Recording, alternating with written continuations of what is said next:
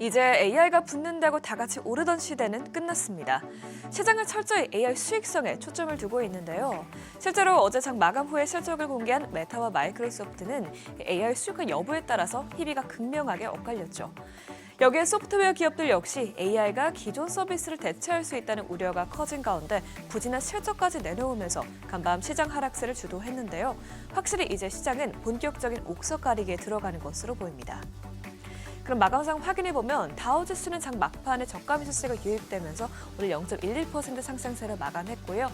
S&P 500 지수도 경기 순환주들로 순환매가 들어오면서 낙폭을 크게 줄여나가는 모습 보였습니다.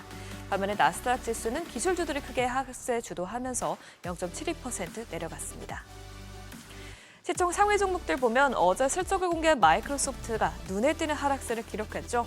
마이크로소프트의 지난해 4분기 자본 지출이 시장 예상치를 웃돌면서 투자를 크게 늘리고 있는 것으로 나타났지만 그런데도 MS가 주력하고 있는 클라우드 서비스 애저의 매출 증가율이 직전 분기의 40%에서 39%로 줄었다는 소식에 주가가 10% 가까이 급락한 것입니다. 이런 가운데 애플은 실적 발표를 앞두고 강력한 아이폰 17 수요로 호실적을 기록할 것이라는 기대감 속에 오늘 정규장에서 주가가 0.68% 올랐는데요. 실제로 조금 전에 애플은 아이폰 매출 호조에 힘입어서 깜짝 실적을 공개했습니다. 지난 분기 매출은 1,437억 달러로 예상치 1,384억 달러를 크게 상회했고요. 주당 순이익도 시장 전망치를 웃돌았습니다.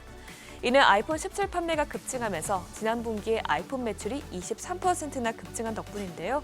이 소식이 현재 시간을 거래해서 애플 주가는 1% 넘게 오르고 있습니다. 시총 6위부터도 보면 MS와 같은 날 실적을 공개한 메타 주가는 10% 넘게 폭등했습니다.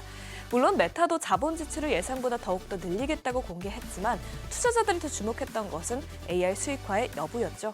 이 메타는 AI를 도입한 광고 모델을 활용해서 광고 침투율이 6%에서 18%로 급증했다고 밝혔고 또 미국 내 릴스 시청 시간도 30% 증가하는 등 이 AI 기반 사업의 수익화가 가시화되고 있다는 점이 나타나면서 투자자들은 이를 긍정적으로 평가했습니다. 테슬라는 어제 피지컬 AI에 대한 기대감 속에 시간을 거래해서 상승했지만 본장에서는 주가가 크게 약세로 돌아섰습니다. 본업인 자동차 매출의 하락세를 보였고 아직 AI로 제대로 된 성과가 나오지 않았다는 점에 시장이 주목한 건데요. 그만큼 투자자들은 철저히 AI 수익성을 따지고 있습니다. 오늘 나온 지표도 이어서 확인해보면 고용시장은 여전히 괜찮습니다. 지난주 신규 실업수당 청구 건수는 20만 9천 건으로 나오면서 이 한 주 전 수정치보다 소폭 감소했고요. 2주 이상 실업수당을 받는 계속 실업수당 청구 건수 역시 직전주보다 크게 줄어들었습니다. 이는 2024년 9월 이후로 가장 낮은 수준으로 이 실직 상태인 사람들이 노동시장에 재진입하고 있다는 것을 보여주는 신호입니다. 이렇게 미국 경제가 괜찮다 보니 월가에서는 투자자들은 AI 관련주들에서 벗어나면서 비기술주에 대한 포지션을 늘릴 수 있다고 밝혔습니다.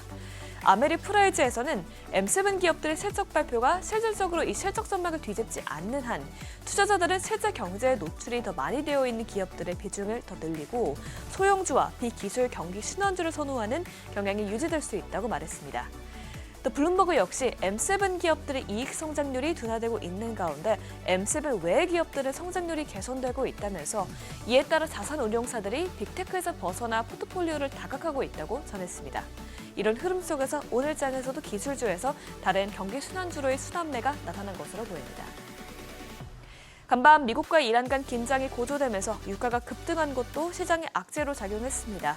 외신에 따르면 미국이 이란의 대규모 공습을 검토 중인 것으로 알려졌는데요. 이 소식에 따라 WTI는 3.67% 급등했고요. 특히 브렌트유는 70달러대까지 올라오면서 지난해 7월 이후로 최고치까지 상승했습니다.